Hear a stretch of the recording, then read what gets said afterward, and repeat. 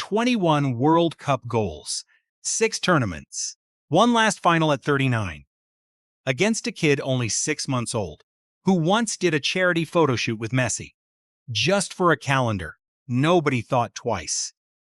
About 19 years later, they clash in a World Cup final, the last dance versus the first. The team with the most goals against the fewest conceded.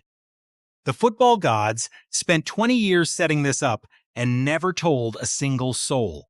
So who walks off that pitch on Sunday holding the keys? Start at the beginning, because the beginning explains everything. July 30th, 1930, Montevideo, the first World Cup final ever played. Argentina lead Uruguay 2-1 at halftime and lose 4-2. They are the first team in history to ever drop a World Cup final. A unique category of suffering. They would eventually turn into a family business. Their response was magnificent. They sulked. Argentina played one match at the 1934 World Cup and lost it, then simply refused to enter the tournament again for 24 years. Politics? Money? Pride? Take your pick. The nation that reached the inaugural final decided that trophy could wait. Finally returning in 1958, Czechoslovakia destroyed them 6-1. The squad landed back in Buenos Aires to face a crowd throwing coins at them. Not applause, actual coins. Argentina has never been a country that ever grades on a curve. Spain, meanwhile, arrived in 1934 and slammed straight into Italy. The battle ended 1 apiece after extra time, so they replayed it the very next day. Spain exited that tournament with a squad held together by tape and their legendary goalkeeper, Ricardo Zamora. Unable to stand, they watched Italy win the whole thing. Spain went home and then went to war with itself. They returned in 1950 and finished 4th. Beating England in Rio was historic and unrepeatable. Telmo Zarra scored the legendary goal that sank England, and Spain briefly believed that something had started. Nothing had started. Between that 4th-place finish and the year 2010, Spain won just 3 World Cup knockout matches. Only 3 in 60 years. It would remain their best World Cup for 60 years. Nobody in Brazil that summer could have ever guessed that.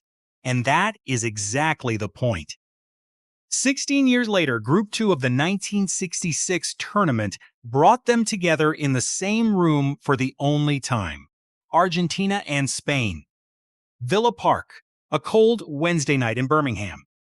This wasn't a final. It wasn't even a semi-final. A group stage match in an industrial English city, watched by a crowd that had mostly turned up to see West Germany. It was still 0-0 at halftime, and the match was getting ugly. Then Louis Artime scored in the 66th minute. Only 2 minutes later, Spain's Perry equalized in the 80th minute. Artime scored again.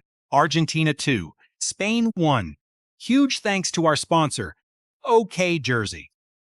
If you want high-quality kits for your collection, from the 2026 season to iconic retros, they have you covered starting at £15. Please use my promo code MAUS to get an 8% discount. That is the entire recorded history of these two nations at a World Cup. 1 match, 3 goals, 60 years of silence afterwards.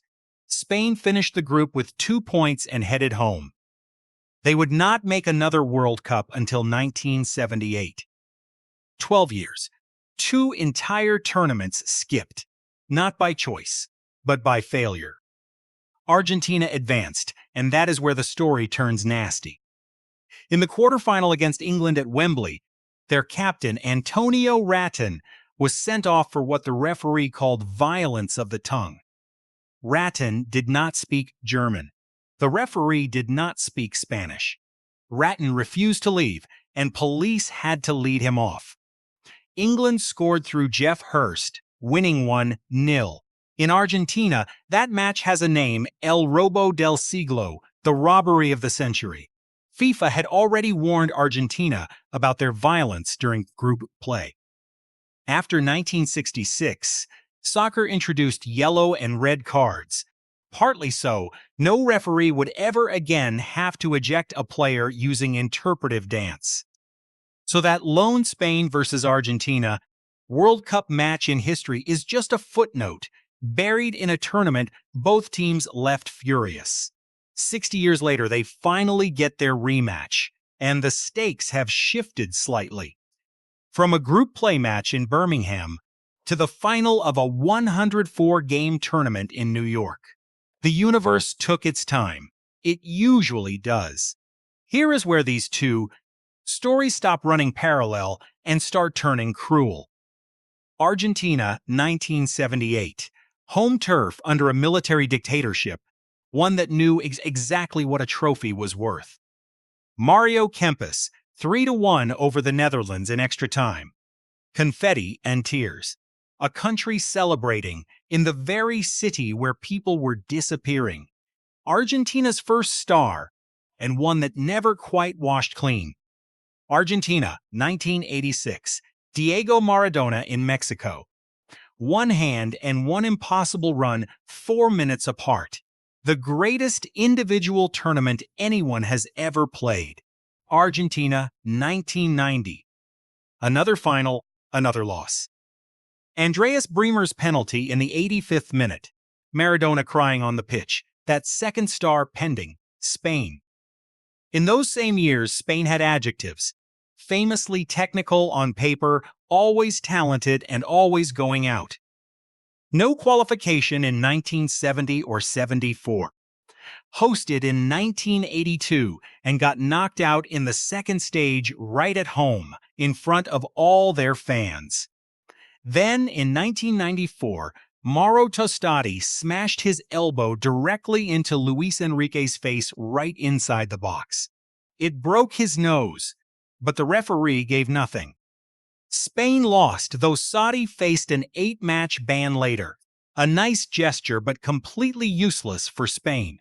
Back in 2002, in Korea, Spain had 2 clear goals disallowed against the co-hosts and suffered another exit on penalties. 1986. Emilio Butragueño scored 4 goals against Denmark in a single afternoon. An incredible performance that earned its own special nickname. And Spain still crashed out to Belgium on penalties in the very next round. That was the entire Spanish tragedy. Just 8 days. Create a masterpiece, then lose. A coin flip, then talking about it. For 40 or 60 years. Spain was the absolute most gifted team at losing. They actually had a nickname for it. La Fura Roja produced pure fury, artistry, and quarterfinals. In the summer of 2007, in a working-class town just north of Barcelona, a family won a raffle on June 16, 2006. An 18-year-old substitute steps onto the pitch against Serbia and Montenegro as Argentina wins 6-0. Lionel Messi has officially arrived at the World Cup. Remember that date. It comes back later. Diario Sport and UNICEF set up a charity raffle in Mataró, a coastal town located in Catalonia. The grand prize is a spot in a calendar photo shoot with Barcelona stars, and a local family wins it. This family had been struggling deeply, even before the birth of their first son. 2 kind neighbors had helped them stay afloat, offering cash and critical support when the baby arrived. His grateful parents named him after those neighbors. Laments means trustworthy, and Yamal means beauty. And there was a 20-year-old Lionel Messi. He stands somewhere inside the Camp Nou complex cradling a very young Lamine Yamal, a charity calendar photo shoot. He smiles for the camera, then everyone forgets about it. For 16 years, the kid grows up in Rocafonda, a working-class neighborhood in Mataró. His father is Moroccan, and his mother is from Equatorial Guinea. He learns soccer on the concrete. When he scores now, he flashes 304 with his fingers, the last three digits of his postcode. Vroti 8304. It is the most specific celebration in world soccer, and it is aimed at just 4 streets. Scouted at age 6, he debuted for Barcelona at 15. He scored for Spain at age 16. That photograph went viral in 2024, right after the kid won the European Championship. Nobody staged it, and nobody had planned it. A charity raffle in a small Catalan town accidentally produced this single, most on-the-nose image in the history of sports, and it took nearly 2 decades to detonate. July 11, 2010. Johannesburg, Andres Iniesta, 116th minute, and 60 years of Spanish futility ends with a single swing of his right boot. But look at how Spain won it. Because that matters. On Sunday, they lost their opening match to Switzerland. Then they won every single knockout game, 1-0. They scored just 8 goals in the entire tournament, the absolute fewest of any World Cup winner ever. They did not overwhelm anyone, they simply refused to let anyone score, only to find one late goal. Before heading home with the trophy, Spain did not win 2010 with beauty. They won it by absolute suffocation, with beauty applied only as decoration. 4 years later, the defending champions opened against the Netherlands and lost 5-1. Robin van Persie's iconic diving header stays the most humiliating crash a champion could face since the idea of a champion existed. Spain went crashing out in the group stage. Their total time ruling over the world ended with a single brutal match, which brings us directly to the other key figure. Messi reached the 2014 final, but lost to Mario Götze, the 113th minute.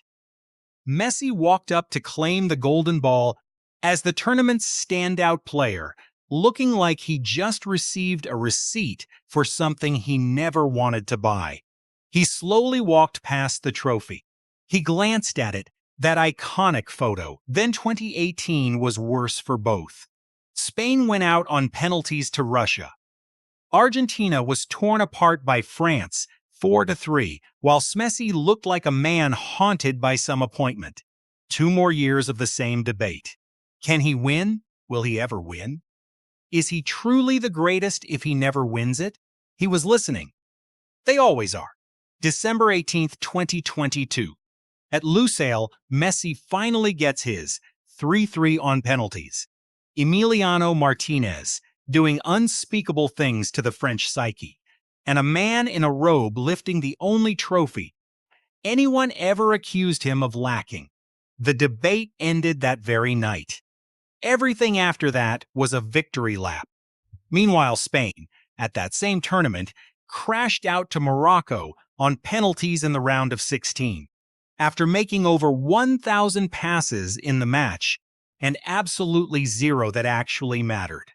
So by the winter of 2022, the ledger showed Messi had everything. Spain had a passing statistic and a flight home. 18 months later, at Euro 2024, a 16-year-old became the youngest player and the youngest scorer in the history of the European Championship. Spain won the tournament. He claimed the Young Player Trophy. Just a day after turning 17, he is officially the youngest player ever nominated for the Ballon d'Or, a 2-time Coupe Trophy winner, and last year, he took second in Ballon d'Or voting. At 18, 47 million people follow him on Instagram. That is more than Shohei Ohtani, Patrick Mahomes, and Roger Federer combined.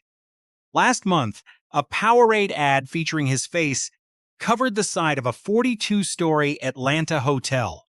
He was even filmed shopping at a Walmart in Fort Oglethorpe, Georgia. Millions of views, and only 19 years old. There was supposed to be a warm-up for all this. Argentina versus Spain in the final, set for March 2026, Lusail. South American champions taking on the kings of Europe. Messi versus Yamal in a real competitive clash. But it was cancelled. War in the region. Then came a battle over which stadium would host. Then silence. Soccer does not do dress rehearsals. Instead, the clash was saved for somewhere better. June 16th, 2026, in Kansas City. Argentina opened their title defense against Algeria, and Messi scored a hat trick.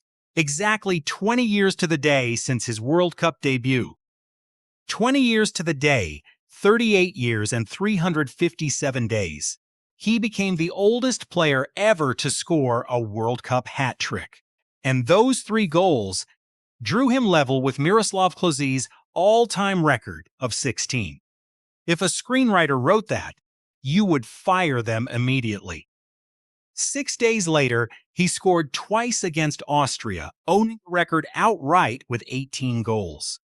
Then, against Jordan, he came off the bench and scored once more. His 7th consecutive World Cup match with a goal, something nobody had ever accomplished before 9.6. Messi goals Argentina had never looked closer to a coronation, and less like a real contest. Spain opened by drawing 0-0 against Cape Verde. Cape Verde population just 500,000. Playing in their very first World Cup, held the massive European champions scoreless and forced an entire country to check their qualifying tables then. Spain remembered who they were and smashed Saudi Arabia 4-0. Lamine Yamal scored the opener, his first ever World Cup goal, and dropped into a sajda before the entire world. But then he stopped scoring. 1 goal in 7 matches for a player carrying the heavy weight of succession, which is either a crisis or completely irrelevant. Depending entirely on who you ask him, and you get this response from Dallas on the eve of the semifinal match. He was not worried about scoring even once. Spain's just kept winning. He is 19. And he said it wearing a diamond necklace that he bought himself as a birthday present. You can dislike the confidence, but you cannot argue with his record. This is where the 2 teams became total opposites.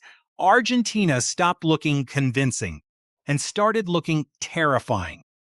Facing Cape Verde again in the round of 32 took them to extra time before losing 3-2. That same tiny nation of Cape Verde almost wrecked both finalists in just 2 weeks, and they will get absolutely zero credit for it. In any final preview, except this very one, then Egypt 3-2, another comeback. Then Switzerland 3-1, another 120 minutes. Then, facing England in the Atlanta semifinal, Argentina was trailing 1-0 with 5 minutes left. Enzo Fernandez unleashed a shot from outside the box in the 85th minute. 2 minutes into stoppage time, Lautaro Martinez headed in the winning goal. Messi set up both goals inside just 7 minutes. 60 years after a referee kicked Antonio Ratti out of Wembley, and a whole nation felt England had robbed them, Argentina knocked England out of the World Cup semi-finals, scoring twice in the final 5 minutes in Georgia, right in front of a crowd that desperately wanted the old man to win. Nobody planned for that either. It just kept happening. 7 matches, 7 wins, 19 goals, more than any other team out there. And nearly half of those coming in the 75th minute or later.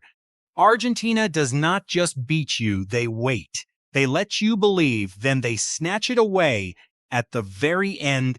There is a quiet cruelty to it. Argentina historically has lived on the wrong side of the universe, now appears to have settled the score. Spain took a completely different path, Austria 3-0. Portugal 1-0. Which quietly ended Cristiano Ronaldo's World Cup career for good in a match. His rival's protege won. Belgium 2-1. Mikel Merino again, and the only goal. Spain has conceded during this entire tournament. France 2-0 in the semifinal. Mikel Oyarzabal scoring from the spot right after Yamal drew the penalty, and Pedro Porro finishing it. Just one goal conceded in 7 matches, 6 clean sheets. The most any team has ever kept in a single World Cup. Unai Simon spent basically a month watching the game from afar, and they had to do it the hard way. Spain faced 3 teams ranked in the global top 10: Belgium, Portugal, and France. More than any other nation in the tournament, only Rodri, the 2024 Ballon d'Or winner, has actually been on the pitch for all of it, playing like a man who hates the very idea of an opponent's attack. New York, New Jersey Stadium, 3 p.m. Eastern, 104 matches, 48 teams. And it comes down to the most goals scored against the fewest conceded. 19 goals versus just 1. Here is what that actually looks like. This Sunday, Spain will have the ball. That is not a prediction. That is just math. Rodri will sit in front of the defense and slowly erase Argentina's midfield from the match, the way he shut down France. Yamal faced double teams on the right, and Spain will keep feeding him the ball anyway, because a 19-year-old kid who terrifies France is worth 2 defenders and any risk that comes with it. And Argentina will let them, because that is the trap. Argentina has spent this entire tournament losing the first hour and winning the final 10 minutes. Cape Verde, Egypt, Switzerland, England, every single one was level or ahead late, and every one of them is already home. Spain has conceded only 1 goal in 7 matches. They have also never once had to chase a game, especially against a team that treats the 85th minute as their natural habitat. So the question is not who is better. The real question is whether the best defense ever assembled at a World Cup can hold its shape for 90 full minutes while a 39-year-old waits for 1 second of hesitation. That is the entire match. Spain's discipline against Messi's patience. If Argentina wins, they become the first nation to defend the World Cup. Since Brazil in 1962, that is 64 years of nobody managing it. It would be their 4th star. And a 39-year-old would leave the sport as its all-time leading scorer with 21 goals, and their all-time leader in assists with 12. Both records were set in the exact same month. A Spanish victory means a 2nd title in 16 World Cups. And Lamine Yamal? He becomes something soccer has never seen before. Only 4 players in history have started a World Cup final and actually won it before turning 20. Uruguay's Ruben Moran, Pelé, and Giuseppe Bergomi, and Kylian Mbappe. Yamal would be the youngest since Bergomi in 1982. But throw in the European Championship and that list instantly drops to 0. Nobody has ever won both before turning 20. Nobody has even been close. Yamal has started 12 matches across the Euros and World Cups. Spain has won all 12. That is not just a hot streak, that is a pattern, with only 1 game left to finish it. He already knows what he wants after the whistle. Messi's shirt. The kid from that famous charity calendar wants that jersey. He also wants the throne, though he hasn't clarified the order. And there is the final piece of the puzzle. The thing nobody in Spain wants to say out loud. Messi spent 21 years of his life in Spain. El Masia raised him. Barcelona built him. Half of Spain's roster grew up watching him dominate their own domestic league. On Sunday, the man Spain created stands between them and everything. 60 years ago at Villa Park, these 2 teams faced off and nobody really cared. On July 13, 1966, Argentina won 2-1. Then on July 13, 2026, exactly 60 years later, Lamine Yamal turned 19 and asked for a trip to New York. He got it. The gods heard his wish, and they also invited Messi. Whoever loses this match will never get another shot at this perfect story. There is no rematch. Messi will be 43 by 2030. Yamal will be 23, and the moment just won't feel the same. One match, two massive eras, 60 years of silence standing between them. If you want the full story of Messi's Argentina, turned into the most ruthless late-game squad in World Cup history, that video is on your screen.